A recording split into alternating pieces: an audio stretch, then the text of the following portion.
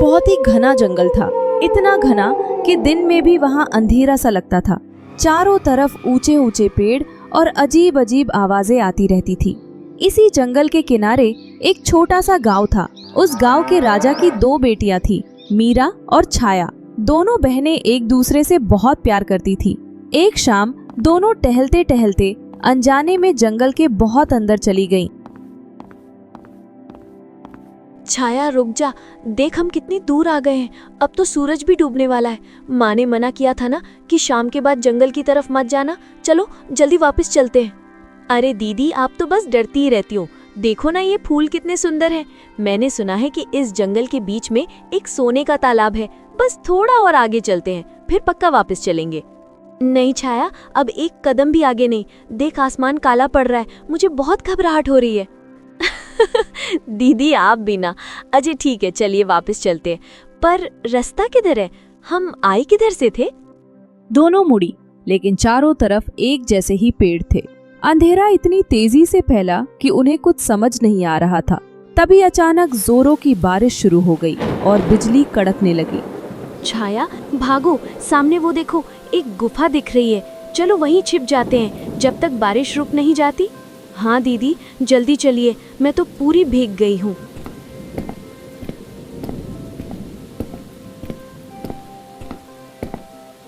दोनों बहनें हाफती हुई उस गुफा के अंदर पहुंची। गुफा अंदर से बहुत बड़ी थी और वहां से एक अजीब सी नीली रोशनी निकल रही थी। गुफा की दीवारों पर अजीब से निशान बने हुए थे। शुक्र है हम बच गए। पर छाया, ये गुफा कितनी अजीब है ना, और यहाँ इतनी गर्मी क्यों है? पता नहीं दीदी, पर यहाँ डरने की बात नहीं है। कम से कम हम बारिश और भेड़ियों से तो बच गए। चलिए यहाँ कुछ सूखी लकड़ियाँ पड़ी हैं, आग जला लेते हैं। दोनों ने मिलकर आग जलाई। आग की लपटें जैसे ही ऊंची उठी, गुफा के पिछले हिस्से से एक बहुत ही भयानक और भारी आवाज सुनाई दी। वो आवाज किसी इंसान की नहीं थी। ये क्या था? छाया, मुझे लगता है यहाँ कोई है। कौन है वहाँ? सामने आओ। हम राजा की बेटियां हैं, हमें डराने की कोशिश मत करो। तभी गुफा के अंधेरे कोने से एक विशाल राक्षस बाहर निकला। उसका शरीर पत्थर जैसा सख्त था, आंखें आग की तरह लाल थी। उसे देखकर दोनों बहनों की चीख निकल गई। सालों बाद इस गुफा में ताजा शिकार आया है, और वो भी राजघराने का। आज तो मेरी भूख मिट जाएगी। हमें जाने दो, हमारे पिता तुम्हें बहुत सारा सोना देंगे। जो चाहिए ले लो, बस हमें छोड़ दो। मुझे सोने की जरूरत नहीं है राजकुमारी, मुझे तो बस आजादी चाहिए, और मेरी आजादी का रास्ता तुम दोनों में से ही कोई एक है। राक्षस जैसे ही उनकी तरफ बढ़ा, गुफा के बीचों बीच एक जादुई चमक हुई। उस चमक में से एक छोटा सा बच्चा प्रकट हुआ। वो बच्चा बहुत सुंदर था और रो रहा था। दीदी देखो, ये बच्चा कहाँ से आया? ये राक्षस उसे मार डालेगा। छाया, अपनी जान बचा, हमें यहाँ से भागना होगा। नहीं दीदी, मैं इस मासूम को यहाँ मरने के लिए नहीं छोड़ सकती। छाया दौड़कर उस बच्चे की तरफ झपटी और उसे अपनी गोद में उठा लिया। राक्षस गुस्से से पागल हो गया। गुफा हिलने लगी। उस बच्चे को छोड़ दो, वो मेरा कैदी है। छाया जल्दी इधर आओ, गुफा का दरवाजा बंद हो रहा है। गुफा का मुख्य द्वार जादुई शक्तियों से धीरे धीरे बंद होने लगा था। शिवानी बाहर की तरफ थी और छाया अंदर बच्चे के पास। दीदी ये लो बच्चा, इसे पकड़ो और भागो। छाया ने बच्चे को शिवानी की तरफ फेंक दिया। शिवानी ने उसे पकड़ तो लिया, लेकिन जैसे ही छाया बाहर आने वाली थी, राक्षस ने एक मंत्र पढ़ा और गुफा का पत्थर वाला दरवाजा जोर से बंद हो गया। छाया, छाया दरवाजा खोलो। नहीं, मेरी बहन को छोड़ दो। छाया, तुम ठीक हो ना? दीदी आप फिक्र मत करो, आप इस बच्चे को लेकर महल जाओ, पिता को सब बताओ। ये राक्षस गुफा से बाहर नहीं आ सकता, मैंने देख लिया है। आप जल्दी मदद लेकर आना। मैं तुम्हें अकेले नहीं छोड़ूंगी छाया, मैं अभी जाती हूँ और सबको लेकर आती हूँ। तुम बस हिम्मत मत हारना। शिवानी उस बच्चे को सीने से लगाकर पागलों की तरह जंगल की तरफ भागी। पीछे से राक्षस के हंसने की और छाया के चिल्लाने की आवाजें आती रहीं।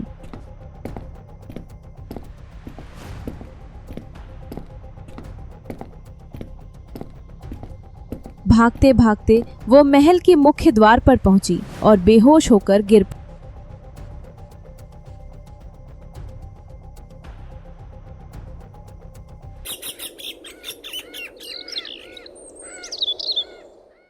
सुबह जब उसकी आंख खुली तो उसने खुद को अपने नर्म बिस्तर पर पाया। सामने उसके पिता राजा विक्रम और राज वैद्य खड़े थे। शिवानी, मेरी बच्ची, तुम्हें होश आ गया? क्या हुआ था कल रात? तुम इस हाल में कैसे मिली? और छाया कहाँ है? वो तुम्हारे साथ क्यों नहीं है? पिताजी, छाया को उस राक्षस ने पकड़ लिया है। हम जंगल की उस काली गुफा में फंस गए थे। वो गुफा साधारण नहीं है, वहाँ जादू है। वो राक्षस छाया को मार डालेगा। हमें अभी सैनिकों को भेजना होगा। राक्षस? कैसी बातें कर रही हो बेटी? उस जंगल में कोई राक्षस नहीं रहता।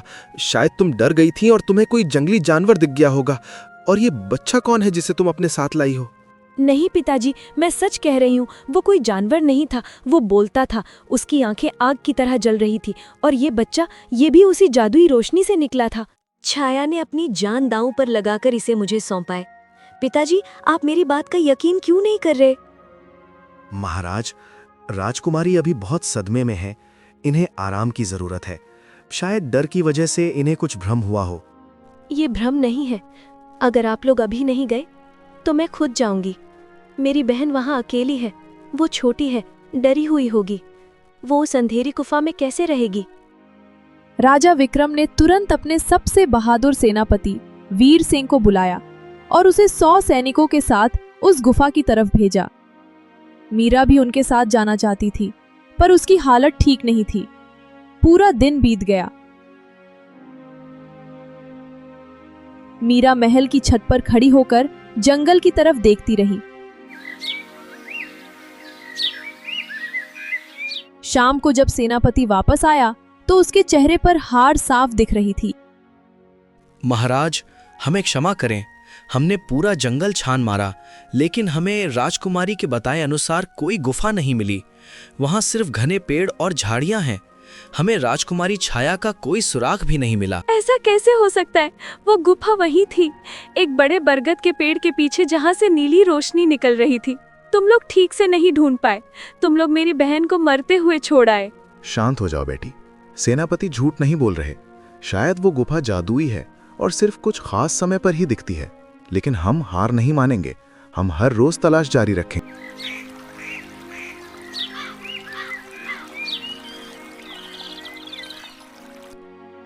समय बीतता गया।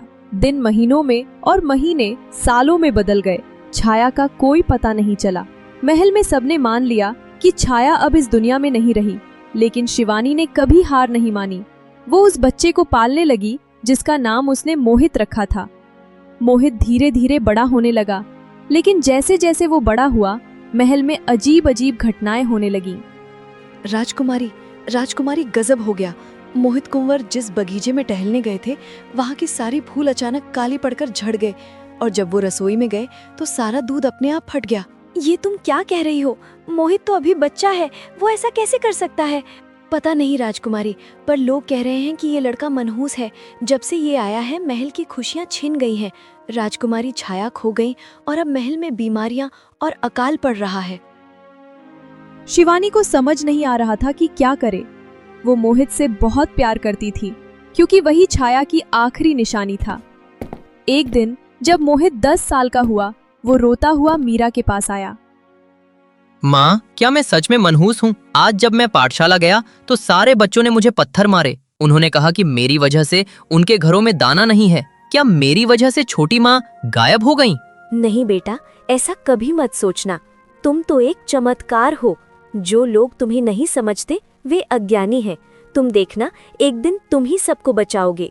लेकिन माँ, मुझे सपने में एक गुफा दिखती है। एक सुंदर स्त्री वहाँ पत्थर की दीवार के पीछे बैठी रो रही है। वो मुझे बुलाती है। वो कौन है? क्या तुम्हें वो गुफा दिखती है? मोहित, वो स्त्री तुम्हारी छोटी माँ छाया ही होगी। क्या तुम मुझे वहाँ ले जा सकते हो? मैं कोशिश करूंगा माँ, पर वो रास्ता बहुत धुंधला है। ऐसा लगता है जैसे कोई शक्ति मुझे रोक रही है। शिवानी समझ गई कि मोहित साधारण बालक नहीं है। उसका उस गुफा और उस राक्षस से कोई गहरा रिश्ता है। उसी रात शिवानी ने फैसला किया कि वो अब राजा या सैनिकों के भरोसे नहीं बैठेगी। वो खुद मोहित को लेकर उस रहस्यमयी गुफा की तलाश में निकलेगी। मोहित, आज रात जब सब सो जाएंगे, हम चुपके से महल से निकलेंगे। हम अपनी तलवारें और मशाले साथ रखेंगे। क्या तुम तैयार हो? हाँ माँ, मैं तैयार हूँ। मुझे डर नहीं लगता। मुझे उस औरत को बचाना है जो मेरे सपनों में आती है। आधी रात को जब पूरा महल गहरी नींद में था, शिवानी और मोहित चुपचाप पीछे के रास्ते से निकल पड़े। जंगल की हवा आज बहुत सर्द थी और सन्नाटा ऐसा था कि उनके पैरों की आहट भी गूंज रही थी। जैसे जैसे वे जंगल के अंदर जा रहे थे, मोहित की आंखें चमकने लगी। उसे रास्ता याद आने लगा था। माँ, इधर से, उस टेढ़े पेड़ की तरफ से चलिए। मुझे नीली रोशनी की खुशबू आ रही है। खुशबू? रोशनी की खुशबू कैसे हो सकती है बेटा? मुझे नहीं पता माँ, पर मुझे महसूस हो रहा है। वो राक्षस जाग रहा है। उसे पता चल गया है कि हम आ रहे हैं। अचानक उनके सामने वही विशाल बरगद का पेड़ आ गया। पेड़ की जड़ें हिलने लगी और देखते ही देखते वहां से वही पुरानी रहस्यमयी गुफा प्रकट हुई। यही है, यही वो जगह है जहाँ मैंने अपनी बहन को खोया था। तो आ ही गए तुम। मैं सालों से तुम्हारा इंतजार कर रहा था छोटे राजकुमार। और राजकुमारी शिवानी, तुम अभी भी अपनी बहन की तलाश में हो? वो तो अब मेरी परछाई बन चुकी है। अपनी जुबान बंद करो दुष्ट। मेरी बहन को आजाद करो, वरना मैं तुम्हारी गुफा को राख कर दूंगी। कोशिश कर लो, लेकिन याद रखना, इस गुफा में जो एक बार घुसता है वो कभी बाहर नहीं आता, जब तक कि उसका रक्त इस धरती को ना छुए। शिवानी और मोहित ने एक दूसरे का हाथ पकड़ा और निडर होकर गुफा के अंधेरे के अंदर कदम बढ़ा दिए। अब उनका सामना उस सच से होने वाला था जो सालों से दबा हुआ था। माँ, यहाँ की दीवारें बोल रही हैं। क्या आपको सुनाई दे रहा है? ये दीवारें रो रही हैं। डरो मत मोहित, ये सब उस राक्षस की चाल है। हमें बस आगे बढ़ना है। अपनी आंखें बंद मत करना। जैसे जैसे वे अंदर गए, गुफा दो रास्तों में बंट गई। एक तरफ से गुनगुनी हवा आ रही थी और दूसरी तरफ से बर्फ जैसी ठंडी। मोहित अचानक ठंडे रास्ते की ओर खींचने लगा, जैसे कोई अदृश्य धागा उसे खींच रहा हो। वे एक बड़े हॉल नुमा कमरे में पहुंचे, जहां बीचों बीच एक बहुत बड़ा जादुई आईना लगा था। उस आईने में धुआं भरा था। छाया, छाया, क्या तुम यहाँ हो? अचानक आईने का धुआं साफ हुआ और उसमें एक औरत की शक्ल दिखी। वो बूढ़ी नहीं हुई थी, वो वैसी ही दिख रही थी जैसी 15 साल पहले थी, लेकिन उसके शरीर पर पत्थर की परतें जमी हुई थी। वो एक ऊंचे सिंहासन पर बैठी थी और उसकी आंखें बंद थीं। छाया, मेरी बहन, देखो मैं आ गई हूँ। मैं तुम्हें लेने आई हूँ। दीदी, आप यहाँ क्यों आई? यहाँ मौत का पहरा है। आप इस बच्चे को लेकर भाग जाइए। ये साधारण बच्चा नहीं है, ये उस राक्षस का काल है। लेकिन अभी ये बहुत छोटा है। मैं तुम्हें छोड़कर नहीं जाऊंगी। बताओ, मैं तुम्हें इस कैद से कैसे बाहर निकालूं? तभी गुफा की छत से वही राक्षस नीचे कूदा। उसका आकार अब पहले से भी बड़ा था और उसके हाथ में एक चमकती हुई हड्डी की छड़ी थी। कोई बाहर नहीं जाएगा। राजकुमारी शिवानी, तुम अपनी बहन को देखना चाहती थी ना? देखो, ये अब इस गुफा की प्राण रक्षक है। जब तक ये यहाँ कैद है, मेरी शक्तियाँ अमर हैं। और ये लड़का मेरा वारिस है, जिसे तुम चुरा ले गई थी। मैं तुम्हारा वारिस नहीं हूँ। तुम एक शैतान हो। मेरी माँ ने मुझे पाला है। मूर्ख बालक, जिस दिन तुम पैदा हुए थे, इसी गुफा की जादुई आग से निकले थे। तुम कोई इंसान नहीं हो, तुम एक श्रापित रूह और एक अप्सरा के मिलन का फल हो। तुम्हारी रगों में जो खून दौड़ रहा है, वही इस गुफा के जादुई ताले की चाबी है। तुम झूठ बोल रहे हो। मोहित मेरा बेटा है। मैं तुम्हें इसे छूने भी नहीं दूंगी। तो फिर लड़ो। राक्षस ने अपनी छड़ी हवा में घुमाई और कई छोटे छोटे सिपाही जमीन से निकल आए। मीरा ने बहादुरी से लड़ना शुरू किया। वो एक एक करके उन सैनिकों को काट रही थी, लेकिन वे फिर से जुड़ जाते थे। मोहित वहीं खड़ा ये सब देख रहा था। उसे महसूस हुआ कि उसके हाथों से गर्मी निकल रही है। माँ, हट जाइए। मोहित ने चिल्लाते हुए अपने हाथ सामने किए। उसके हाथों से एक सुनहरी आग की लकीर निकली जिसने उन सैनिकों को राख कर दिया। ये देखकर राक्षस थोड़ा पीछे हटा। उसकी आंखों में पहली बार डर दिखा। तो शक्तियां जागने लगी हैं, लेकिन अभी तुम पूरे तैयार नहीं हो। राक्षस ने एक काला धुआं छोड़ा और पल भर में शिवानी को एक जादुई पिंजरे में कैद कर दिया। शिवानी चिल्लाती रही, लेकिन जादुई सलाखों ने उसे खामोश कर दिया। अब छोटे राजकुमार, तुम्हें मेरे साथ उस दूसरी दुनिया में चलना होगा जहां सोना बरसता है और रूहें गुलाम होती हैं। वहां तुम्हारी शक्तियों का इस्तेमाल करके मैं देवताओं को भी हरा दूंगा। मैं कहीं नहीं जाऊंगा। मेरी छोटी माँ को छोड़ दो और मेरी माँ को भी आजाद करो। मोहित, अपनी आंखें बंद करो और अपने दिल की धड़कन सुनो। तुम जो चाहोगे वही होगा। ये गुफा तुम्हारी सोच से चलती है, राक्षस की शक्ति से नहीं। मोहित ने अपनी आंखें बंद कर ली। राक्षस उस पर झपटा, लेकिन जैसे ही उसने मोहित को छुआ, एक जोरदार धमाका हुआ। गुफा की दीवारें फटने लगी। फर्श के नीचे से एक गुप्त रास्ता निकला जो नीचे की ओर जा रहा था। नहीं, वो रास्ता नहीं। धमाके की वजह से राक्षस दूर जा गिरा। शिवानी का पिंजरा टूट गया। मोहित ने भागकर शिवानी का हाथ पकड़ा। माँ, हमें नीचे जाना होगा। वही रास्ता असली आजादी का है। पर छाया, हम उसे छोड़कर कैसे जा सकते हैं? दीदी, नीचे जाइए। उस रास्ते के अंत में एक जादुई तलवार है। वही इस राक्षस का अंत कर सकती है और मुझे इस आईने से आजाद कर सकती है। मैं यहाँ ठीक हूँ, बस आप जल्दी कीजिए। शिवानी और मोहित उस अंधेरे रास्ते में कूद गए। पीछे पीछे राक्षस भी चिल्लाते हुए उनके पीछे लपका। रास्ता एक बहुत बड़ी भूमिगत नदी के किनारे जाकर खत्म हुआ, जहाँ पानी का रंग दूध की तरह सफेद था। नदी के बीचों बीच एक पत्थर पर एक तलवार गड़ी हुई थी जो सूरज की तरह चमक रही थी। मोहित, देखो वो तलवार। पर माँ, नदी में बहुत बड़े बड़े मगरमच्छ जैसे जीव तैर रहे हैं। हम वहाँ तक कैसे पहुँचेंगे? तुम कभी नहीं पहुंच पाओगे। वो तलवार सिर्फ वही उठा सकता है जिसने कभी किसी का बुरा ना चाहा हो और जिसके खून में त्याग हो। राक्षस उनके बिल्कुल करीब पहुंच गया था। उसने अपनी गदा उठाई और मीरा पर वार करने ही वाला था कि तभी आर्यन नदी के पानी में कूद गया। मोहित, नहीं, वापस आओ। नदी के जीव मोहित की तरफ बढ़े, लेकिन जैसे ही उन्होंने मोहित को छुआ, वे शांत हो गए और उसके पैरों के नीचे तैरने लगे ताकि वो उनके ऊपर चलकर तलवार तक पहुंच सके। प्रकृति खुद उसकी मदद कर रही थी। हे जादुई शक्ति, अगर मेरा प्यार सच्चा है तो मुझे अपनी ताकत दो। मोहित ने जैसे ही तलवार खींची, पूरी गुफा एक नीली रोशनी से भर गई। वो तलवार उसके हाथ में ऐसे लग रही थी जैसे वो उसका ही हिस्सा हो। लेकिन तभी राक्षस ने मीरा को अपनी पकड़ में ले लिया और उसकी गर्दन पर अपने नाखून गड़ा दिए। रुक जाओ, अगर एक कदम भी आगे बढ़ाया तो अपनी माँ की लाश देखोगे। तलवार फेंक दो मोहित। मोहित बीच नदी में खड़ा रह गया। एक तरफ उसकी माँ की जान थी और दूसरी तरफ वो तलवार जो सबको बचा सकती थी।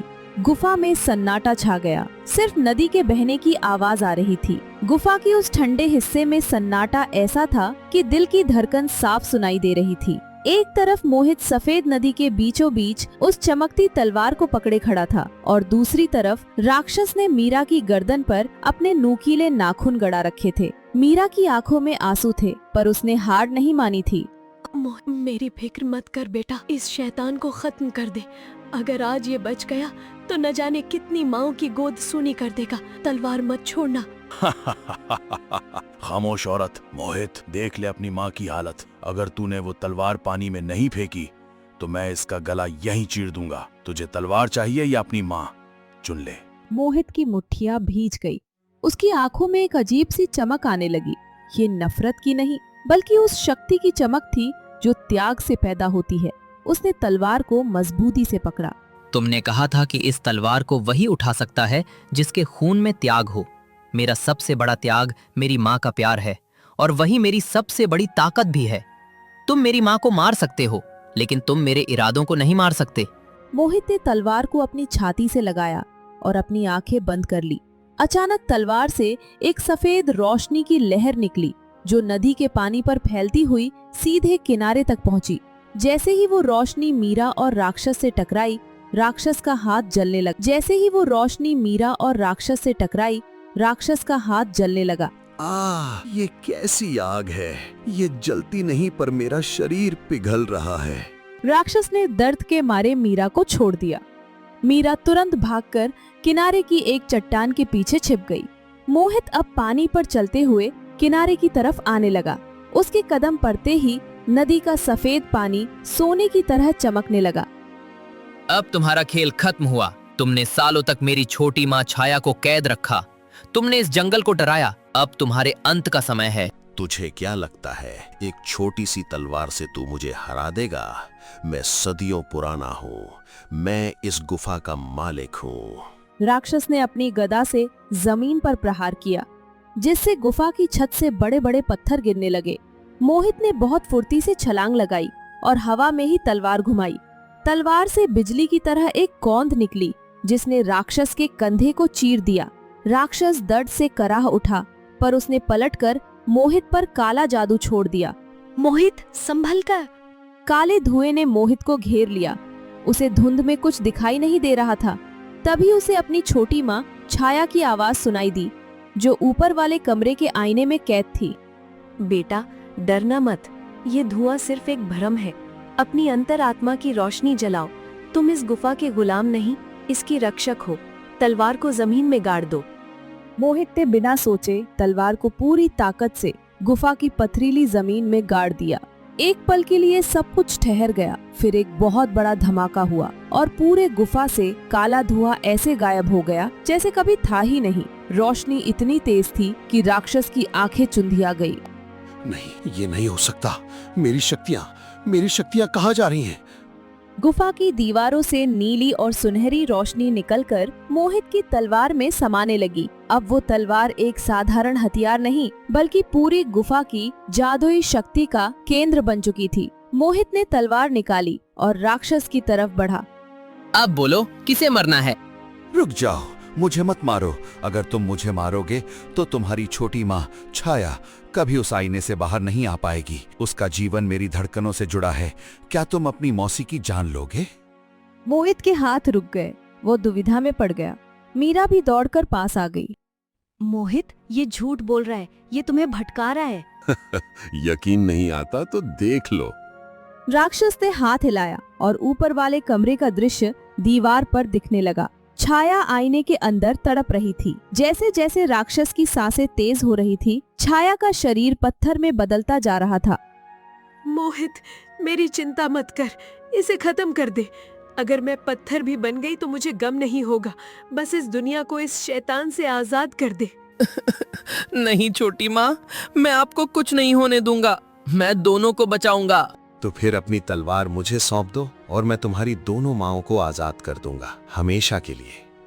मोहित धीरे धीरे तलवार की मूठ छोड़ने लगा। मीरा उसे रोकना चाहती थी, पर वो भी अपनी बहन की जान खतरे में नहीं डालना चाहती थी। जैसे ही राक्षस ने लालच में अपना हाथ तलवार की तरफ बढ़ाया, अचानक गुफा के एक गुप्त कोने से एक बूढ़ी औरत बाहर निकली। मोहित मत रुकना, ये इसकी सबसे बड़ी चाल है। छाया की जान इसके दिल से नहीं, बल्कि इसके माथे पर लगे उस काले मणिक से जुड़ी है। उस पत्थर को तोड़ दो, सब ठीक हो जाएगा। तू यहाँ कैसे आई? मैं तेरा गला घोंट दूंगा। राक्षस उस बूढ़ी औरत की तरफ झपटा, पर मोहित अब समझ चुका था कि उसे क्या करना है। उसने एक लंबी छलांग लगाई और तलवार की नोक सीधे राक्षस के माथे के बीचों बीच मार दी, जहाँ एक छोटा सा काला पत्थर चमक रहा था। नहीं। जैसे ही वो काला पत्थर टूटा, राक्षस का शरीर मिट्टी के ढेर में बदलने लगा। पूरी गुफा तेजी से हिलने लगी, जैसे कोई भूकंप आया हो। ऊपर वाले कमरे से आईने के टूटने की आवाज आई। मीरा और मोहित पागलों की तरह भागते हुए ऊपर वाले कमरे की तरफ बढ़े। धूल और धुएं के बीच उन्हें कुछ दिखाई नहीं दे रहा था। मीरा और मोहित उस जादुई आईने वाले कमरे में पहुँचे। वहाँ का नजारा देखकर दोनों के पैरों तले जमीन खिसक गई। आईना चकनाचूर हो चुका था और कमरे के बीचों बीच छाया बेसुध पड़ी थी। छाया, मेरी बहन, आंखें खोलो। देखो, हम जीत गए। वो राक्षस खत्म हो गया। छाया, बात करो मुझसे। छोटी माँ, उठिए ना। देखिए, मैं तलवार ले आया। अब कोई हमें परेशान नहीं करेगा। तभी छाया ने धीरे से अपनी आंखें खोली। उसके चेहरे पर एक अजीब सी शांति थी। उसने कांपते हाथों से मीरा और मोहित का हाथ पकड़ा। उसी वक्त वो बूढ़ी औरत भी वहाँ पहुँच गई, जो नीचे गुफा में दिखी थी। दीदी, मोहित, तुम दोनों ठीक तो हो ना? मुझे लगा अब मैं कभी तुम लोगों को नहीं देख पाऊंगी। हम ठीक हैं छाया, पर तेरी ये हालत, तू पत्थर जैसी ठंडी क्यों लग रही है? क्योंकि अभी श्राप पूरी तरह खत्म नहीं हुआ है। राक्षस तो मर गया, पर इस गुफा की जादुई कैद से निकलने के लिए एक आखिरी सच का सामना करना बाकी है। कैसा सच? आप कौन हैं और हमें ये सब क्यों बता रही हैं? मेरा नाम सुमित्रा है। मैं इस गुफा की पुरानी रक्षक हूँ, जिसे उस राक्षस ने अपनी शक्तियों से बूढ़ा और लाचार बना दिया था। मोहित, तुम जिसे अपनी माँ और छोटी माँ समझ रहे हो, उनके साथ तुम्हारा रिश्ता खून का नहीं पर रूह का है। लेकिन तुम्हारी असली माँ वो इस लोक की नहीं है। सुमित्रा ने अपनी छड़ी हवा में घुमाई और गुफा की दीवार पर एक पुरानी तस्वीर उभर आई। उस तस्वीर में एक सुंदर परी और एक पराक्रमी राजा दिख रहे थे। बरसों पहले परिलोक की राजकुमारी को इस धरती के एक राजा से प्रेम हो गया था, लेकिन उस राक्षस ने, जो पहले एक तांत्रिक था, उनके मिलन को श्राप दे दिया। मोहित, तुम उसी परी के पुत्र हो। जब तुम पैदा हुए तो उस राक्षस ने तुम्हें चुराने की कोशिश की ताकि तुम्हारी शक्तियों से वो अमर हो सके। छाया ने तुम्हें उस दिन बचा लिया था, लेकिन खुद कैद हो गई। तो मैं एक इंसान नहीं हूँ? तुम इंसान भी हो और परी के अंश भी। इसीलिए तुम्हारी रगों में बहने वाला खून इस गुफा की शक्तियों को मोड़ सका। और छाया, तुम जो पत्थर बन रही थी, वो उस राक्षस का जादू था। अब जबकि मोहित ने उसे मार दिया है, तुम्हें अपनी असली पहचान में आना होगा। छाया का शरीर चमकने लगा और उसकी पत्थर जैसी त्वचा फिर से कोमल और सुंदर हो गई। मुझे ऐसा लग रहा है जैसे मैं बरसों की नींद से जागी हूँ। दीदी, अब हमें यहाँ से चलना चाहिए। राजा साहब और पूरा गांव हमारा इंतजार कर रहा होगा। हाँ छाया, और अब कोई मोहित को मनहूस नहीं कहेगा। ये हमारा रक्षक है, हमारा गौरव है।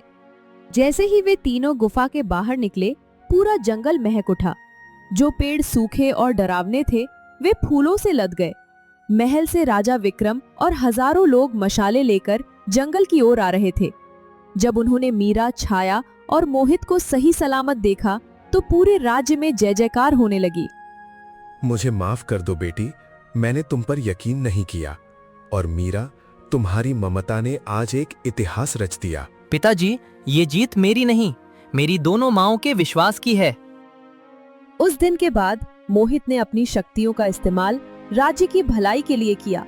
वो रहस्यमयी गुफा अब एक पवित्र मंदिर बन गई थी, जहाँ से नीली रोशनी अब लोगों को डराने के लिए नहीं बल्कि राह दिखाने के लिए निकलती थी।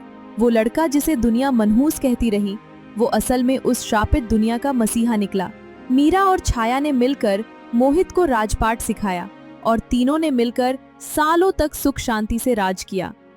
और इस तरह जादुई शाम का वो रहस्य हमेशा के लिए एक सुंदर कहानी बन गया, जो आज भी उस जंगल की हवाओं में सुनाई देती है।